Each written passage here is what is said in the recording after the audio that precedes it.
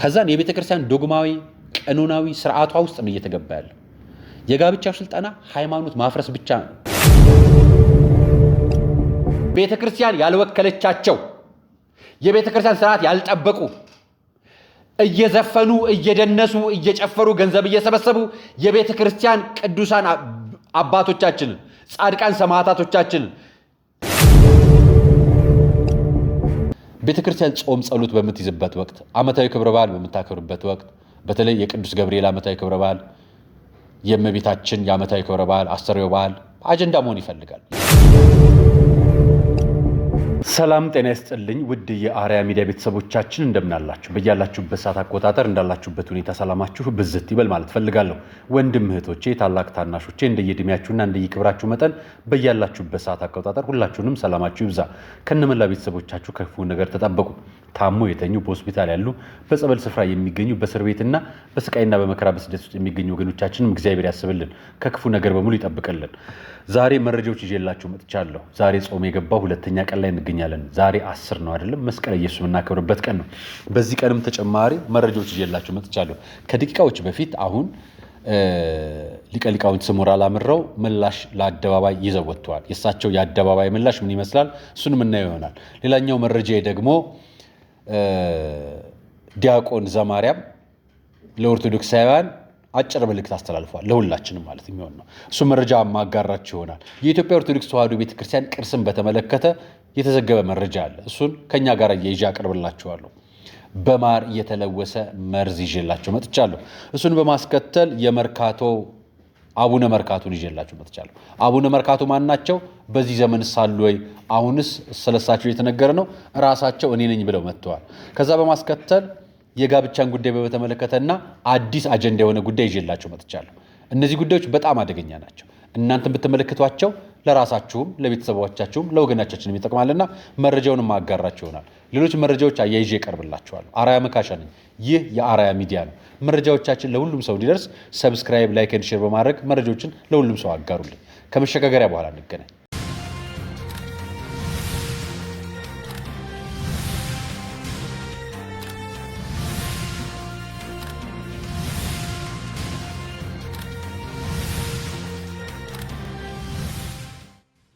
የመጀመሪያው መረጃ ሊቀ ሊቃውንት ስሙር አላምረው ሰሞኑን ማህበራዊ ሚዲያ ላይ እየወጡት ባሉት አጀንዳዎች ጉዳይ ላይ ምላሽ ሰጥተዋል።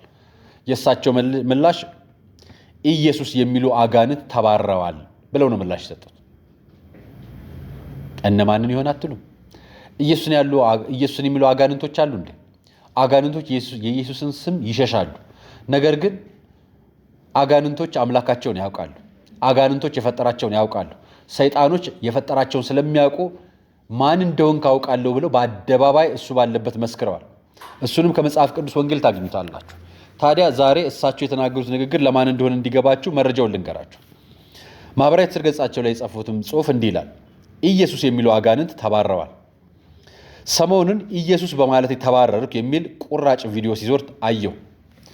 እንዲህ የሚሉ ሰዎች ከኦርቶዶክስ ተባረርን የሚሉ ኢየሱስን በማለታችን ነው ማለት የማይቀየር ዜማቸው ነው። እኛም ሁል ጊዜ መልሳችን ይሄ ነው። አጋንንትም ኢየሱስ እያሉ ይጮኸዋል። ጩኸታቸው ግን ከመባረር ከመገሰጽ አላዳናቸውም። ያባረራቸው ራሱ ባለቤቱ ክርስቶስ ኢየሱስ ነው። ማቴዎስ ምዕራፍ 8 ቁጥር 29፣ ሉቃስ ምዕራፍ 4 ከቁጥር 34 ጀምሮ አንበቡት ይላል። ኦርቶዶክሳውያን ቤተክርስቲያን ከጌታዋ የተማረችው ይህንን ነው። እንደ ጋኔን ኢየሱስ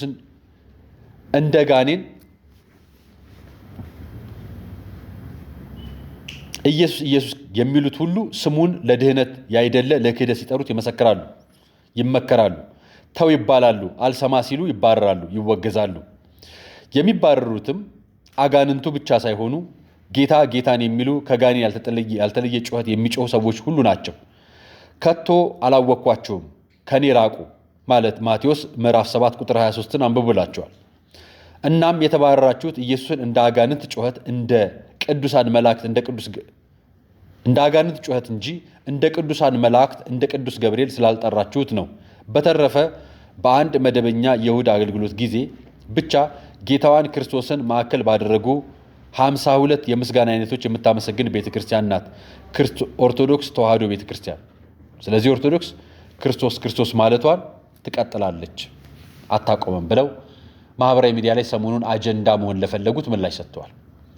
ቤተክርስቲያን ጾም ጸሎት በምትይዝበት ወቅት፣ ዓመታዊ ክብረ በዓል በምታከብርበት ወቅት፣ በተለይ የቅዱስ ገብርኤል ዓመታዊ ክብረ በዓል፣ የእመቤታችን የዓመታዊ ክብረ በዓል፣ አስተርእዮ በዓል አጀንዳ መሆን ይፈልጋል። የገና በዓል፣ የጥምቀት በዓል ይህንን ነግረናችሁ እናውቃለን።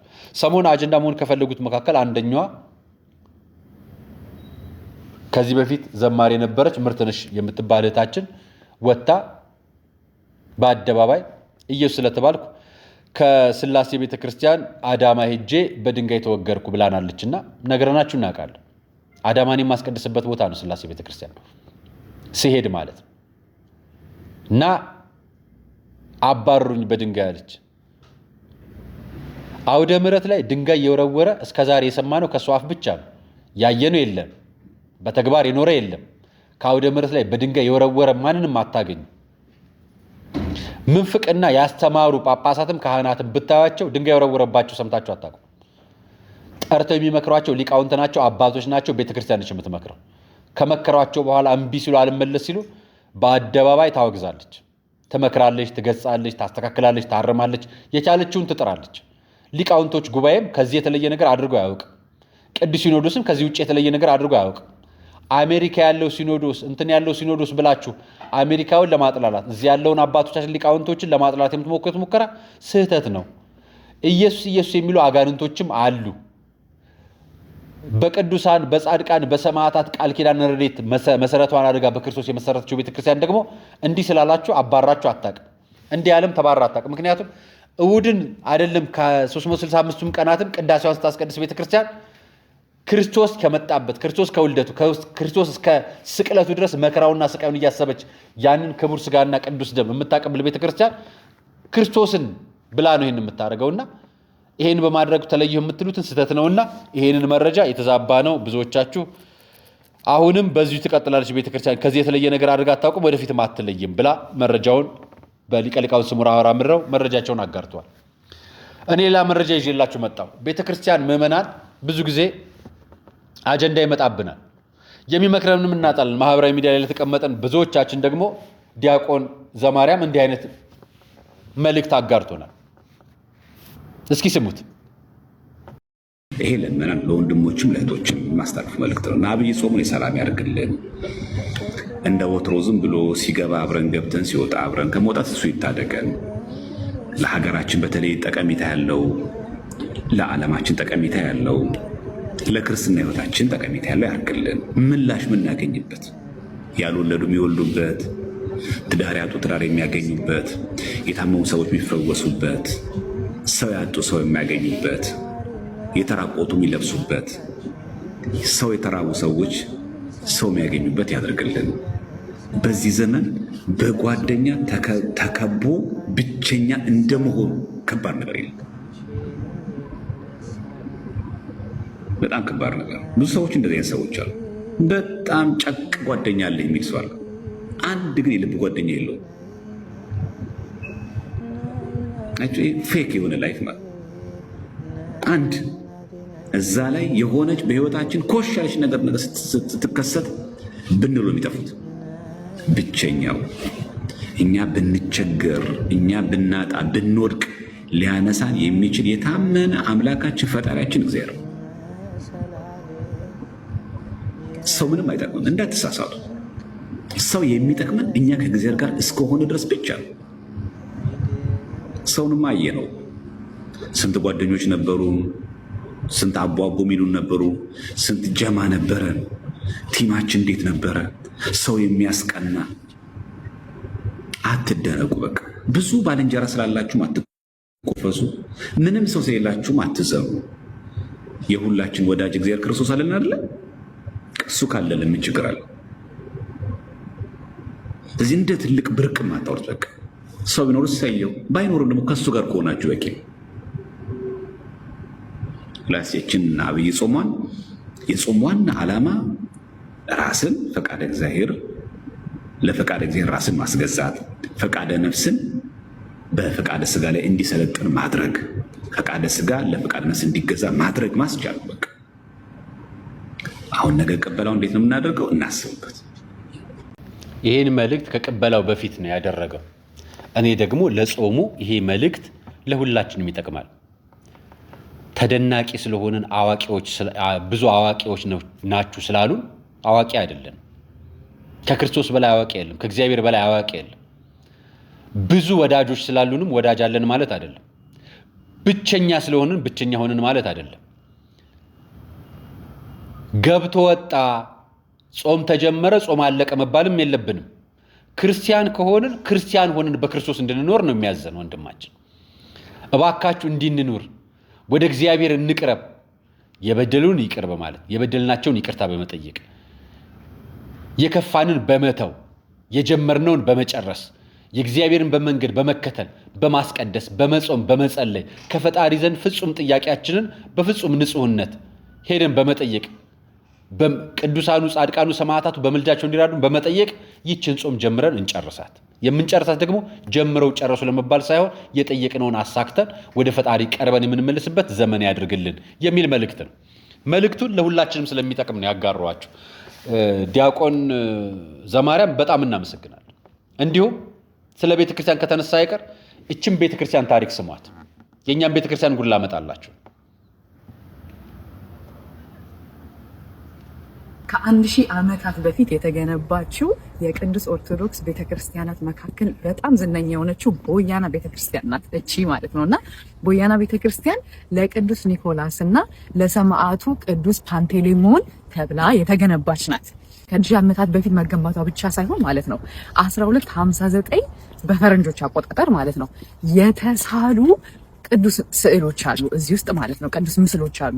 እነዚህ ቅዱስ ምስሎች መካከል 89ኙ ከመጽሐፍ ቅዱስ የተወሰዱ ሲሆኑ ከዛ ደግሞ 240 የሚሆኑ ምስሎች አሉበት። 240 ምስሎቹ በዛ ጊዜ ሲመሩ የነበሩ ንጉሳን ሌሎችም ሰዎች ያካትታል። ነገር ግን አልገባችሁም? የሚገርመው ነገር ምንድነው? በጣም በጥንቃቄ ስላስቀመጡት ማለት ነው። ኢቭን ቴምፕሬቸሩ ከ12 እስከ 14 ዲግሪ ሴልሺየስ ማለፍ ስለሌለበት ኤሲ ያለ ሁሌ የተጠበቀ ነው። ውስጥ ቪዲዮ ማንሳት አይቻልም፣ ውስጥ ፎቶ ማንሳት አይቻልም። ምክንያቱም እንዲጠበቅ ማለት ነውና ኢቭን የሚጠቀሙበት የነበረው ቴክኒክ ስሙ ቴምፖራ ይባላል። ሜቢ ከተሳሳትኩ አላውቅም፣ ብቻ ግን የዶሮ እንቁላል ማለት ነው። በሱ በመጠቀም ከዛ የተለያዩ ቀለሞችን በመቀላቀል ነው እነዛ ምስሎች የተሳሉትና ይሄ ደግሞ ዩኔስኮ ላይ እንድትመዘገብ አድርጓታል ማለት ነውና የኢትዮጵያ ቅዱስ ኦርቶዶክስ ቤተክርስቲያን ጋር በጣም የሚያመሳስል ዘዴ ያለው ማለት ነውና እንዴት ደስ እንደሚል ኢማጂን። 1000 ቤተክርስቲያን አንድ ነበረች። ሁሉም ምስራቃዊ ምን እያለ እየተከፈለ የወጣው ከዚች ቤተክርስቲያን። የኢትዮጵያ ኦርቶዶክስ ተዋሕዶ ቤተክርስቲያን ምን ችግር ገጥሟታል ካላችሁን ከዚህ አንጻር ላሳያችሁ የፈለኩት ቤተ መቅደስ ገብታችሁ ፎቶ ማንሳት አትችሉ። ቤተክርስቲያኗን ለመጠበቅ ታሪካዊነቷ ብቻ ሳይሆን ቅዳሴ ስርዓቷ እንዳይነካ በመጠበቅ ጭምር እዚህ ኢትዮጵያ ውስጥ ይሄ ቡልጋሪያ ነው። ቡልጋሪያ 1249 ነው ያለችን አይደል? እህታችን ነች ሄዳ በመረጃውን ያጋራችሁ በማህበራዊ ትስስር ገጿ ላይ። እኔም ማመጣላችሁ ላሊበላ ፎቶ ማንሳት አይደለም፣ ውስጥ ገብቶ ሬሳ አግኝተናል፣ ይሄ ሬሳ የቅዱስ ሬሳ ነው፣ የሚጠበቅ ሬሳ ነው፣ ይሄ ደግሞ ህንዳዊ ነው እያሉ የሚነግሩን እኮ እዚሁ ኢትዮጵያ ውስጥ መጥተው እዚሁ ፈቃድ ሰተናቸው። እዛ ግን ምንድን ነው የሚያደርጉት? ፎቶ ማንሳት አይቻልም፣ ውስጥ መቅረጽ አይቻልም። እኛ ጋርስ አይደለም ውስጥ መቅረጽ፣ ቤተ መቅደስ እንዲቀርጹ እኮ ራሳችን ሞባይላችን ይዘን ካህናት ይሆንን ዲያቆናት ይሆንን ገብተን ካሜራ ውስጥ እንቀረጻለን። ቅዳሴ ስናረግ ሌላው ዓለም እንዳይን የቤተ ክርስቲያን ስርዓቷ እንዲጠበቅ ሳይሆን የምንፈልገው የኛን ዕውቅና ነው የምንፈልገው። ከክርስቶስ ቤተ ክርስቲያን ዕውቅና በላይ የላሊበላ ውቅር አብያተ ክርስቲያናት እንደዛ ሲበረበሩ በቱሪስት ስም እያየን ነው።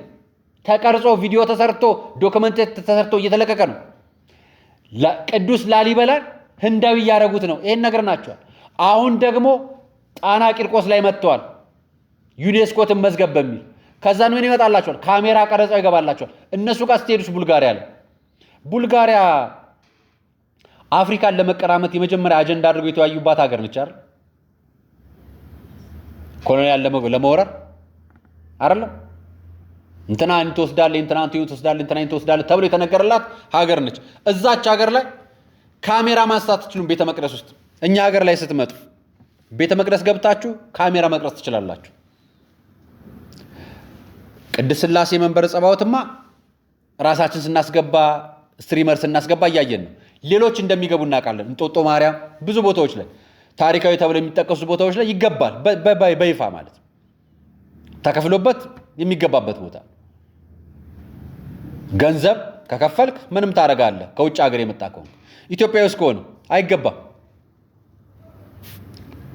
ሌላስ ቦታ አሁን ጣና፣ ሌሎች ገዳማቶች፣ ላሊበላ፣ ዝዋይ፣ እነዚህ የምታውቋቸው ትልልቅ ገዳማት፣ አክሱም ጽዮን፣ እነዚህ የምታውቋቸው ትልልቅ ገዳማት የምትሏቸው ስፍራዎች ላይ በቱሪስት ስም ይገባል። ካሜራውም ፎቶም ቪዲዮም ይቀረጻል። እነሱስ ጋር በ1249 1000 ምናምን ዓመታት በላይ የቆየች ቤተክርስቲያን ኦርቶዶክስ ቤተክርስቲያን ነች። ካሜራ ይገባ አይቀረጽም። መከራ ነው። ከውጭ ሆና ነው የቀረጸችው እህታችን። መረጃውን የማጋራችሁ እኛ ሀገር ያለውን ህመም እንድታዩት ፈልጌ ነው። እኛ ሀገር ያለውን ፍትፍት እንድታዩት ፈልጌ ነው። እኛ ሀገር ያለውን አውጥቶ መስጠት የራሳችንን ጉዳይ እንድታዩት ፈልጌ ነው። እንድንስተካከል ነው። ነገ ያረመናል ይጠቅመናል ብላችሁ እንድታዩት ነው። ይሄኛውን በማር የተለወሰ መርዝ ላሳያችሁ ነው። ኮምቦልቻ ነው። ጀሶ ማር ይሆናል እንዴ እናንተ? የጀሶ ማር ነው። ደግሞ አስቸኳይ ጥንቃቄ መልእክት በማር ስም የሚሸጥ መርዝ ብለው በቁጥጥር ስር ዋለ ብለው ቀልጸውታል። ይሄንን እንትኖች ነው ያጋሩት ጉርሻዎች። መረጃውን ሳገኘው ለእናንተ እስቲ ላጋራችሁ ብዬ አመጣሁት። በኮምቦልቻ ከተማ የተደረሰበት ዘግናኝ የሐሰተኛ ማር ዝግጅት ይላል። በንጹህ ማር ስም ባዕድ ነገሮች በመቀላቀል ህዝባችንን ጤና አደጋ ላይ የሚጥሉ ግለሰቦች እኩይ ተግባር አሁንም ቀጥሏል። እንጀራ ነበረ፣ ዳቦ ላይ ነበረ፣ በርበሬ ምናምን ውስጥ ነበረ፣ ሽሮ ውስጥ ይገባ ነበረ፣ ውጭ የሚላኩ ንጥረ ነገሮች ላይ ይገባ ነበረ። አሁን ደግሞ ድርጊቱ የተፈጸመው በኮምቦልቻ ከተማ ቦርከና ክፍለ ከተማ ቁጠባ ቀበሌ ልዩ ስሙ አዲስ ዓለም ሰፈር ሲሆን አንድ ግለሰብ በመኖሪያ ቤት ውስጥ የሐሰተኛ ማር ፋብሪካ ዘርግቶ ሲሰራ እጅ ከፍንጅ ተይዟል። ማሩ የሚዘጋጀው ባዕድ ነገሮች ውስጥ ጀሶ ለክብደትና ማሩ እንዲረጋ በማድረግም ጭምር ይጠቅማል ብለው ይቀላቅሉበታል። ልጠቁማችሁ ብዬ ነው። እንግዲህ ማታለል፣ ማጨበርበር ሌላ ውስጥም ነገር ውስጥም አለና ራሳችሁን ጠብቁ። በተለይ በየመንገዱ የሚዘዋወርና ንጹህ ማር ተብሎ ከሚሸጡ መካከል ተጠንቀቁ ለማለት ነው። የአቡነ መርካቶን ላቀርብላችሁ። አቡነ መርካቶን ተገኝተዋል። ስሟቸው። እሺ፣ እንዴት ናችሁ? ሰላም ናችሁ ወይ? አቡነ መርካቶ ነኝ እና ምላችሁ ፈልጌ ነው። ምንድን ነው ግራ የምትጋቡት? ግራ አትጋቡ። መርካቶ ማለት አጭበርባሪ ነው። መርካቶ ማለት ዘራፊ ነው። መርካቶ ማለት እና አባ ዮሐንስን የሚጠላ ነው። መርካቶ ማለት በረሃ ወርደው ገዳምን የመሰረቱ አባቶችን የሚጠላ ነው። ይህን ማወቅ አለባችሁ። አቡነ መርካቶ ማለት አመንኳሽ ነው። አመንኩሶ እየጨፈሩ ኦርቶዶክስን እንዲያሰድቡ ቆብና መስቀል እዘው ቀሚስ እዘው በአብይ ጾም ገብተው እየጨፈሩ አቤት ኦርቶዶክስ እየተባሉ እንዲያሰድቡ የሚላኩ የአቡነ መርካቶ ልጆች ናቸው። ምን እንደምትንጫጩት አትንጫጫው፣ ሁሉም በያለበት። ስለዚህ አሁን የማይሰራ መርካቶ ይፍታ። የመርካቶን ቀሚስ ጎታች ገና እንሄድበታለን። አባቶቻችን ይከበሩ። ጳጳሳት፣ መነኮሳት፣ ካህናት መከበር አለባቸው። መነኩሴ ወደ ገዳም ግባ፣ በቃ መነኩሴ ወደ ገዳም ግባና ጸሎትህን አድርግ፣ በቃ። ስለዚህ ምክንያቱም የአቡነ መርካቶ መነኩሴ አሁን በዝቶብናል። የትኛው መነኩሴ እንለይ? የደብረ ሊባኖስ መነኩሴ ነው መለጥ ያለበት፣ የአቡነ መርካቶ መነኩሴ ነው። ስለዚህ ሁላችንም አስረግጠን ነው የምንናገር ከእንግዲህ በኋላ በቪዲዮ ወጥተን ማለት ነው። እኔ ነገርኳችሁ። ከእንግዲህ በኋላ ይኸውላችሁ መነኩሴ ቀጥታህን ወደ ገዳም ግባ። መጀመሪያ ልንመርጥ ነው፣ ልንለይበት ነው። እንለይበት፣ ግቡ።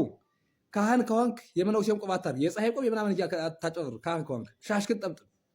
ስለዚህ ለሁሉም ሸር አድርጉልኝ። ወዳቸዋለሁ፣ አክብራቸዋለሁ። የማይሰራ መርካቶ ይፍታ። መርካቶ ይቀጥላል። እኔ አቡነ መርካቶ ነኝ። መርካቶን በአደባባይ ማውገዝ ልንጀምር ነው። አቡነ መርካቶ ይለይልን። ጳጳሶቻችን ይከበሩ፣ ካህናቶቻችን ይከበሩ፣ ቆሞሶቻችን ይከበሩ፣ ዲያቆናታችን ይከበሩ፣ የቤተ ክርስቲያን ስርዓታችን ይከበር ነው ዋናው መልእክቱ። አቀራረቡ ስለተመቸኝ ነው ያቀረብኩላችሁ። በተደጋጋሚ ያቀርበንላችሁ እናውቃለን።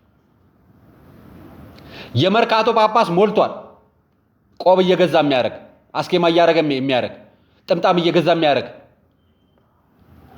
ካህን መነኩሴ ሞልቷል። የመርካቶ መነኩሴ መስቀል እያሳለመ በየመንገዱ ላይ ቅዱሳን ስዕላን የሚሸጥ የቅዱሳንን ስዕል የሚሸጥ እያሳለመ በግድ እየተዘዋወረ ይሁ ተመልከቱ። ይህን ፎቶ ቪዲዮ በግድ እየተዘዋወረ የቅዱሳን ስዕላን ይሸጥላቸዋል። የመርካቶ አቡነ መርካቶ ማለት እነሱ ናቸው። አቡነ መርካቶ ማለት ቤተክርስቲያን ያልወከለቻቸው የቤተክርስቲያን ስርዓት ያልጠበቁ እየዘፈኑ እየደነሱ እየጨፈሩ ገንዘብ እየሰበሰቡ የቤተክርስቲያን ቅዱሳን አባቶቻችንን ጻድቃን ሰማዕታቶቻችንን ነቢያት ሐዋርያቶቻችን ለማራከስ የሚጥሉ ቆብ የለበሱ አስኬማ ያደረጉ ቀሚስ የለበሱ አቡነ መርካቶ ይባላሉ። መርካቶ የሥራ ሰው ነው ያለበት። ቀን ለፍቶ ጥሮ ግሮ የሚኖር ሰው የካህን ልብስ ፋስትለው ይሰፋልሃል፣ ይሸጣል። ገዢ መስለው አንተ እውነተኛ መስለው ለአባቶች ለንስሐ አባት የሚሸጥ መስሎት ይሸጥልሃል። ሲሸጥ አንተ ትገዛና ሰው ታጭበረብርበታለህ። አንተን አቡነ መርካቶ አጭበርባሪ፣ እውነተኛው አጭበርባሪ። የጎረምሳ መነኩሴ ነው የበዛው አሁን ከተማ ውስጥ። ቤተክርስቲያን ጋር እየቀረቡ ቤተክርስቲያን በር ላይ አውደ ምሕረት ላይ ቆመው ደጅ ላይ ቆመው ወደ አውደ ምሕረት ለመቅረብና ለመሄድ የሚጠራውን ሰው የሚሰርቁ ናቸው። ነገ አመጣላቸዋለሁ አንድ ቄስ ከቤተ መቅደስ ውስጥ እኛ መነኩሴ ቤት ውስጥ መነኩሴ ነኝ የሚሉና ሰውን ከቤተ መቅደስ የሚሰርቁትን የአቡነ መርካቶን አሳይቻለሁ። አንድ አባት በጣም አሳፋሪ ነው። ላሳያችሁ ሌላ ይሄው ሌላኛው ደግሞ አቡነ መርካቶ ማለት አንዳቸው እነዚህ ናቸው። እዩዋቸው፣ ተመልከቷቸው።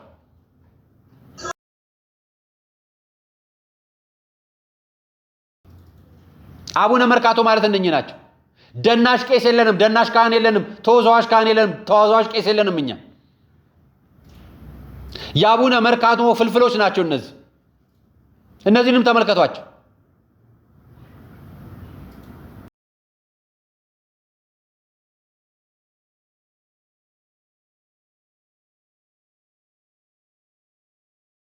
መስቀል በዳንስ ቆብ በዳንስ አይሆንም፣ ይቆማል።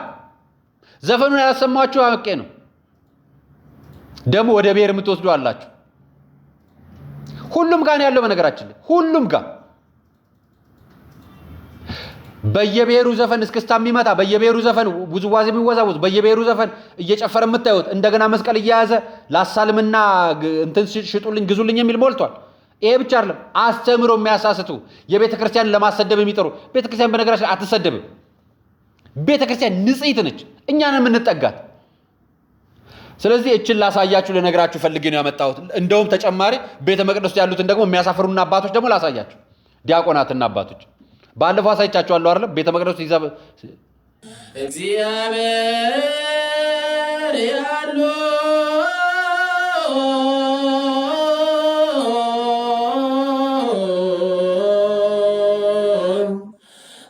ስርዓተ ቤተ ክርስቲያን እንዲጠበቅልን ከቤተ መቅደስ ካሜራ አውጡልን።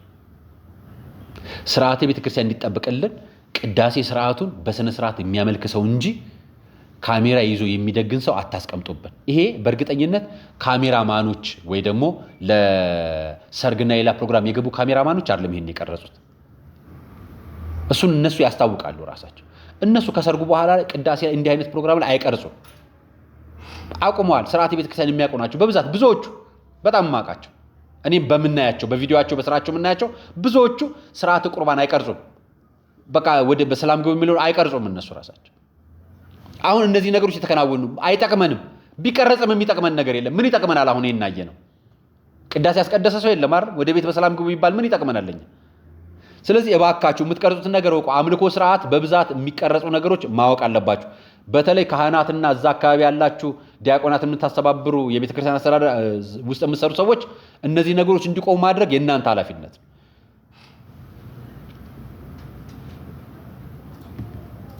ይሄን ማስታወቂያ አይታችሁታል? የቅድመ ጋብቻ ስልጠና ያልወሰደ ሰው ጋብቻ ሊከለከል ነው አለ። ማን ያለው መስላችሁ? ይሄን ፋስት መረጃ ከዛን በዜና አባይ ሚዲያ እንዲያርጎ ዘገበው። የቅድመ ጋብቻ ስልጠና ሰርቲፊኬት ሳይዝ ማንም ሰው ወደ ጋብቻ እንዳይገባ የሚያደርግ አሰራር ሊጀመር እንደሆነ ተዘገበ። ከጊዜ ወደ ጊዜ እየጨመረ የመጣውን የፍቺ ቁጥር ለመቀነስ የቅድመ ጋብቻ ስልጠና ሰርቲፊኬት ሳይዝ ማንም ሰው ወደ ጋብቻ እንዳይገባ የሚያደርግ አሰራር ሊጀመር መሆኑን የሴቶችና ማህበራዊ ጉዳይ ሚኒስቴር ማስታወቁ ተሰምቷል። ሚኒስቴር መስሪያ ቤቱ ይህንን አሰራር ከሃይማኖት ተቋማት አባቶችን ይሄ መረጃ ከተዘገበ በኋላ መረጃው ምናልባት ለዜናዎቹ አዲስ ሊሆኑ ይችላሉ በሚኒስቴር መስሪያ ቤት ስለተገለጸ። ከዛን ሴቶችና ማህበራዊ ጉዳይ ሚኒስቴር መረጃውን የሴቶችና ማህበራዊ ጉዳይ ሚኒስቴር ከትዳር በፊት ቅድመ ጋብቻ ስልጠና አስመልክቶ የተሰጠ መግለጫ የሚል መግለጫ ወጣ በፍጥነት። ምን ይላል? ከትዳር በፊት የቅድመ ጋብቻ ስልጠና አስመልክቶ የተሰጠ መግለጫ ይላል። ጋብቻ ተቻችሎና ተከባብሮ መኖርን አብሮ መኖርን የሚጠይቅ የረጅም ህይወት ጉዞ ነው። ትዳር ቤተሰብ የሚመሰረትበት ትውልድ የሚገነባበት ህብረተሰብ መሰረትና ትልቅ ማህበራዊ ተቋም እንደሆነ ይታመናል። ስለሆነም ጋብቻ ለጠንካራ ቤተሰብ ምስረታና ለሀገር ግንባታ መሰረት እንዲሆን ተደርጎ መፈጸም ይኖርበታል። ሆኖም ስለ ትዳርም ሆነ ስለ ቤተሰብ ምስረታ ባለው ዝቅተኛ ግንዛቤና በሌሎች ምክንያት ሳቢያ ፍቺ ሲከሰት ይስተዋላል። ከዚህ ጋር ተያይዞ የማህበራዊ ጉዳይ ሚኒስቴር ከጊዜ ወደ ጊዜ እየጨመረ የመጣውን ፍቺ ቁጥር ለመቀነስ የቅድመ ጋብቻ ስልጠና ሰርተፊኬት ሳይዝ ማንም ሰው ወደ ጋብቻ እንዳይገባ የሚያደርግ አሰራር ሊጀምር ነው በሚል በተለያዩ ማህበራዊ ሚዲያዎች እየተሰራጨ ያለው ዘገባ የተሳሳተ መሆኑን እንገልጻለን። ሚኒስቴሩ ጥንዶች ስለሚጀምሩት አዲስ ህይወት ምዕራፍ በቂ እውቀት እንዲኖራቸው ጠንካራ ቤተሰብ መመስረት እንዲችሉ ለማድረግ የቅድመ ጋብቻ ግንዛቤ ማስጨበጫ ስልጠና መስጠት አስፈላጊ መሆኑን በውል ይገነዘባል። ይህ በተለያዩ ሀገራት እንደ አንድ መፍትሄ ተደርጎ የተሰራበትና በሀገራችንም አንዳንድ ሃይማኖት ተቋማት በዚህ ላይ እየሰሩበት እንደሚገኙ ይታወቃል። ስለዚህ ወደፊት ምን አደርጋለሁ እያለ ነው። እኔ አላልኩም፣ ነገር ግን እንዲህ አይነት ነገሮችን አምንበታለሁ። ወደፊትም ይሄ እንደዚህ ቢሰራበት መሆኑ እገነዘባለሁ አለ። እኔ አንድ ነገር አሳይቻችሁ አውቃለሁ። ታስታውሳላችሁ? ይሄን መረጃ አሳያችሁታል። የስርዓተ ጾታ እኩልነት በሚል ስልጠና እየተሰጠ ነው። ይሄም ወንድነትና ምናምን የተቃኘ ወንድነት በኢትዮጵያ ኦርቶዶክስ ተዋሕዶ ቤተክርስቲያን የክርስቲያን ልማት ተራድኦ ኮሚሽን በኩል የወጡ የስልጠና ማንዋሎች ናቸውና ስልጠናው ተጀምሯል። ስልጠናው እየተደረገ ያለው በፕሮጀክቶች ነው። ይሄን ፕሮጀክት የሚሰሩት ቢልዲንግ ብሪጅ ኦፍ ፒስ አጌንስት ዶሜስቲክ ቫዮለንስ በሚልና ይሄም ድልድል በሚባለው ፕሮጀክት ትሪት ፈንድ በሚባልና አክት አሊያንስ በሚባል ፕሮጀክት ስልጠና እየተሰጠ ነው። ይህንም ስልጠና ከሚወስዱ የሃይማኖት ተቋማት መካከል የኢትዮጵያ ኦርቶዶክስ ተዋሕዶ ቤተክርስቲያን አንደኛ፣ የእስልምና ምክር ቤት ሁለተኛ፣ የፕሮቴስታንት የወንጌላውያን ህብረት ተቋማት ሶስተኛ፣ በአራተኛ ደረጃ የወንጌላውያን ካውንስል አራተኛ፣ እንዲሁም የሀገር ሽማግሌዎችና ሌሎችን በሚል በእነዚህ ዘንድ ስልጠና እየተሰጠ ነው። እነዚህም ስልጠና ከሚሰጣባቸው ፕሮጀክቶች መካከል በኢትዮጵያ ኦርቶዶክስ ተዋሕዶ ቤተክርስቲያን በክርስቲያን ልማት ተራድኦ ኮሚሽንና በማህበረ ቅዱሳን ስልጠናው ይሰጣል። ስልጠናውን የሚሰጠው የእንግሊዝ መንግስት ነው። የእንግሊዝ የውጭ ጉዳይ ሚኒስቴር መስሪያ ቤት ፈንድ የሚያደርጋቸው ፕሮጀክቶች ናቸው። እነዚህም ፈንድ የሚያደርጋቸው ፕሮጀክቶች ማወቅ ከፈለጋችሁ ድልድል የሚባሉን ፕሮጀክት ሰርች አድርጋችሁ ከዛ በኋላ ፈንድ የሚያደርገውን ተቋም ማወቅ ትችላላችሁ። ይህን በማናቸውም ጉግል ሰርች ማድረግ የምትችሉ ታደርጋላችሁ። ይህን ስታደርጉ የግሪክ ቤተክርስቲያን ከእንግሊዝ መንግስት ጋር በመተባበር የግሪክ ቤተክርስቲያን በነገራችን ላይ ከኢትዮጵያ ኦርቶዶክስ ተዋሕዶ ቤተክርስቲያን ጋር እህት ወይም አሃቲ ቤተክርስቲያን አትባልም። እነሱ የሴት ዲያቆናት፣ የሴት ጳጳሳት፣ የሴት ቄሶች የሚመሰረቱ ቤተክርስቲያኖች ናቸው። የግሪክ ኦርቶዶክስ ቤተክርስቲያን ነች። ይቺ ስልጠና የምትሰጠው ሴት ኢትዮጵያ ውስጥ ድልድል የሚባል ፕሮጀክት ከፍተው ከእንግሊዝ መንግስት ፈንድ አግኝተው ምስራቅ አፍሪካ ውስጥ ስራ እየሰሩ ነው። ይህንንም ስራ በተግባር አሳይቻቸዋለሁ። ኡጋንዳ ላይ የሴት ዲያቆናት ሾመዋል። ቅዱስ ደሙን ታቀብላለች። ስራው የጋብቻ የጾታ እኩልነት መመስረት ሳይሆን ቤተክርስቲያን ውስጥ የቤተክርስቲያን ስርዓት የማፋረስ ስርዓት ነው። አሁን ከጋብቻው አምጥቼ እዚህ ጋር አደረስኳቸዋል። ምን አገናኘው ካላችሁ ሲመጡ የመጡት የጋብቻ ስልጠናና የስርዓተ ጾታ እኩልነት በሚል ነው። ስልጠናው በቤተክርስቲያኖችና በመስጊዶች በወንጌላውያን እየተሰጠ ያለው ይህን የሚሰጡ ተቋማት ናቸው። የስርዓተ ጾታ የጋብቻ ስልጠና በሚል ማኑዋል አውጥተው የማኑዋል ፈንድ አዘጋጅተው ፕሮጀክቱን በአማራና በትግራይ ክልል ነው ጥናት ያጠኑት። አክሱምና አካባቢያ እንዲሁም ሰሜን ጎንደር አካባቢ ስልጠና የሰጠው ስልጠናው የተሰጠ ያለው እዚህ ሰሜን ሸዋ ላይ አማራ ክልል ላይ 50 ካህናት ስልጠና ሰልጥነዋል። 150 ካህናት።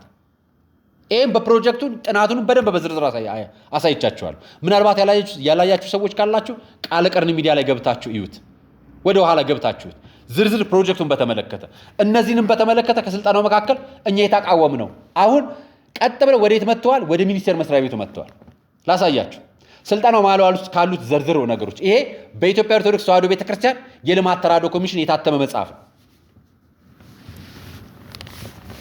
ላሳያችሁ እምነቱ የሐዋርያትና ቅዱሳን በኖሩበት ኦርቶዶክሳዊ ህሊና አመለካከት ከተያዘና ከተኖረ ትክክል ነው። ካህናቱ ዓላማ እምነቱን መጠበቅ አይደለም። ካህናቱ ምን ሊያደርጓቸው ነው? እናንተ እምነት ጠባቂ አይደላችሁም አያገባችሁም እያላችሁ ነው። ለማን ነው ስልጣን የሚሰጠው? ለካህናት። ካህናት እምነት ጠባቂ አይደላችሁም እየተባሉ ነው። እኛ ደግሞ እንኳን ካህናት እያንዳንዱ ምዕመን ሃይማኖት ጠባቂ ነው፣ እምነቱን ጠባቂ ነው። ስለዚህ ካህናቶችም ሰራተኛ ብቻ ሳይሆኑ አማኝ ናቸው ጭምር እያልን ነው እኛ። እነሱ ለካህናት የሚያሰለጥኑት ያውን በጳጳስ የሚመራ በብፁዕ አቡነ ሳሙኤል የሚመራ ተቋም ነው። እየነገርኳቸው ያለሁት ይሄ መጥቶ ትዳር ላይ ነው የሚመጣው። ማጋ ሴቶችና ህፃናት ጉዳይ ሚኒስቴር ሰሞኑን አጀንዳ የተደረገበት ጉዳይ ላይ ላሳያችሁ ከፈለጋችሁ። ካህናቱ በአብዛኛው ሚስቶች በሚናገሩት ታሪክ ላይ ተመስርተው ውሳኔ መስጠት አለባቸው። የባሎች ጉዳይ ሊሰማ ይገባ።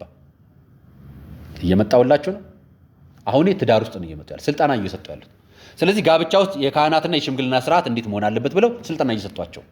ወዳጄ ልፋታ ካልክ ሴቷ በምትወሰኑ ውሳኔ ተወሰን፣ ወንዱ የጋራ ነገር የላቸውም እያሏቸው። ሌላ ልስጣችሁ። አብዛኛውን ጊዜ በጋብቻ ውስጥ ለሚፈጠሩ ጥቃቶች ተጠያቂ የሚሆነው ወንዶች የተፈጥሮ ባህሪ ወንዳ ወንድነት ስለሆነ ሴቶች ተገዳዳሪ ሆነው ከቀረቡ በተወሰነ ደረጃ ተጠያቂ ሊሆኑ ይችላሉ እንጂ ተጠያቂው በሙሉ ወንድ ብቻ ነው።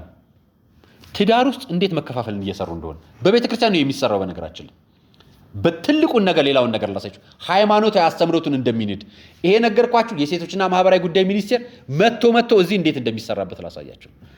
አሁን ሴቶችና ማህበራዊ ጉዳይ ሚኒስቴር የጋብቻ ስልጠና የሚለው ጉዳይ ውስጥ የስርዓተ ጾታ እኩልነት የሚለው አለው። ስርዓተ ጾታ ስልጠናው ደግሞ የሃይማኖት ተቋማት እየሰሩበት ነው የሚለውን ሴቶችና ማህበራዊ ጉዳይ መግለጫውን አንብቤላችኋለሁ። ሴቶችና ማህበራዊ ጉዳይ የገለጸው መግለጫ ይሄንን ነው። ስርዓተ ጾታ እኩልነት ውስጥ ካህናት ሴቶቹን ብቻ መስማት አለባቸው፣ ወንዶቹ አይሰሙ። በጥቂቱም ሊሰሙ ከተፈለጉ ይሰሙ። ከዛ በኋላ ደግሞ ይመጣላቸዋል። ሃይማኖት ስርዓት ውስጥ ነው የሚመጣው እንጂ ትዳር ውስጥ ብቻ አይደለም ጉዳዩ። ሃይማኖት ማፍረስ ነው ስራው። ላሳያችሁ። በኢትዮጵያ ኦርቶዶክስ ተዋሕዶ ቤተክርስቲያን በጥምቀት ጊዜ የሚስተዋል የጊዜ ልዩነትና የነገረ መለኮታዊ ማብራሪያ ስነ መለኮታዊ መጽደቅ የሚለውን ምዕራፍ 10 ይህ እንግዲህ ስለ ጋብቻ ስርዓተ ጾታ የሚያስተምር ማሰልጠኛ ማንዋል ነው። የኢትዮጵያ ኦርቶዶክስ ተዋሕዶ ቤተክርስቲያን አንዳንድ ስርዓቶች ግን የጾታ ልዩነት የሚስተዋልባቸው ናቸው። ለምሳሌ በልጅነት ጥምቀት ሴት ልጅ ወንዶች ከተጠመቁ ከ40 ቀናት በኋላ የምትጠመቅበትን ስርዓት ማንሳት ይቻላል። ስለዚህ በተዘዋዋሪ መንገድ ሴት ልጅ በ80 ቀኑ አትጠመቅ። ሴት ልጅ ቅሬታ ነው ያነሱት፣ ስልጠና ላይ ነው። ይሄ የሰለጠኑት ካህናቶች ናቸው። ካህናቶች ሰልጠነው የሚያሰለጥኑት ሄደው ማንን ነው? ምዕመናንን። ከዛን የቤተ ክርስቲያን ዶግማዊ ቀኖናዊ ስርዓቷ ውስጥ ነው እየተገባ ያለው። የጋብቻው ስልጠና ሃይማኖት ማፍረስ ብቻ ነው ዋናው ስራ። ትዳርን መበተን፣ ሃይማኖትን ማፍረስ። አሁን ይሄ ስልጠና በሚኒስቴር መስሪያ ቤቱ ቀጥታ ተገብቷል ሲባል እኔ አላደረኩም፣ ይሄ የተባለው ነገር ሐሰት ነው ብሎ ገለጸ። ነገር ግን ስልጠናውን አምንበታለሁ። ምኑን? ስርዓተ ጾታ ስልጠናውን። የሃይማኖት ተቋማትን በዚህ ጉዳይ ላይ እየሰሩበት እንደሆነ አውቃለሁ። ማህበረ ቅዱሳንም የሃይማኖት ተቋማት በኢትዮጵያ ኦርቶዶክስ ተዋሕዶ ቤተክርስቲያን የልማት ክርስቲያናዊ ተራድኦ ኮሚሽንም ይህ ስልጠና እየሰጡ ነው። ሙስሊሞችም የእስልምና ምክር ቤትም በዚህ ጉዳይ ስልጠና እየወሰደ ነው። የሃይማኖት ተቋማት ጉባኤ ስር ያሉ የሃይማኖት ተቋማቶችና የሃይማኖት ተቋማት ጉባኤም ጭምር በዚህ ጉዳይ ስልጠና እየወሰዱ ነው። እና መግለጫ ማውጣት ይጠበቅባቸው እንዳይጠበቅባቸው ከስር እኮ እየሰራችሁ ነው። ከጥቂት ዓመታት በኋላ ይሄ ፕሮጀክት ወደ ተግባር ይገባል። 3-4 ሚሊዮን ብር በጀት ሚሊዮን ዶላር በጀት ነበረው መጀመሪያ። አሁን 3 ሚሊዮን ብር በጀት አለ። ፈንዱ አላለቀ አላለቀ። አሁን ጉዳዩ ሃይማኖት ውስጥ ገብቶ ጨርሶ የሃይማኖት ተቋማቶች ውስጥ ገብቶ ጨርሶ የመንግስት ተቋም ውስጥ ገብቷል። አምንበታለሁ ብሏል መንግስት። ቀጥሎ ህግ ሆኖ ይጸድቅልሃል ወዳጄ። የመጣው ጅማሮ ፍጻሜ ያለው ያለምንም ነገር ፈንድ አይደረግም። ያለምንም በነፃ ዶኔት የሚያደርግ የለም፣ ያውም የውጭ አካላት ሆኖ በዛ ሰዓት እና ሰምታችሁ የነበሩ የሴቶችና ማህበራዊ ጉዳይ ሚኒስቴር ያወጣውን መግለጫ እንቀበላለን። ነገር ግን ከጀርባው እናምንበታለን ብላችኋል። ሃይማኖት ተቋማትም እየሰሩበት ነው። እየሰማችሁ ነው አይደል? በኢትዮጵያ ኦርቶዶክስ ተዋሕዶ ቤተክርስቲያን ተጋብቶ የተፋታ አለ ታውቃላችሁ? ብዙ አሰሙም። ነገር ግን ችግር ያለባቸው አሉ። ይሄን ካህናትና የቤተክርስቲያን ሀገረ ስብከቶች ናቸው መስራት ያለባቸው። በእስልምና በኒቃ ተጋብተው የተፋቱ ብዙ ስትሰማላችሁ። አሰሙም ነው የምላችሁ። ፍቺ ይኖራል እኮ ብዙ ግን አሰሙም። ለምን? ሃይማኖታዊ ተቋሙ ሰውን ስለሚገዛውና ስለሚያስተዳድረው፣ ወንዱም ሴቱም በዛ ስለሚታዘዝ፣ ኦርቶዶክስም ወንዱም ሴቱም በዛ ስለሚታዘዝ፣ ፕሮቴስታንት ጋር ብዙ ስልጣን እንደሚሰጥ ሰማለሁ። ብዙዎች ይጋባሉ። ብዙ ፍቺ ግን ከመንግስት ጋር ወይ ደግሞ በዓለም ከሚጋቡት ጋብቻ የበለጠ ፍቺ አሰማው። ስለዚህ አሁን በእነዚህ ሰበብ ቤተክርስቲያን ውስጥ መጥቶ ፍቺን የማሰልጠን ስርዓት እየተሰራ ነው። በተዘዋዋሪ መንገድ በ40 ቀንና በ80 ቀን የምትሉትንም ጥምቀት አቁሙ እያሏችሁ በተዘዋዋሪ መንገድ ሃይማኖታችሁንም እናዛለን ነው መልእክቱ። የዛሬ ቆይታ ይህን ይመስላል። አርያ መካሸ ነበር ፕሮግራሙን አዘጋጅ ያቀርብኩላችሁ። የነበረን ቆይታ ይህን ይመስላል። ሰናይ ቀን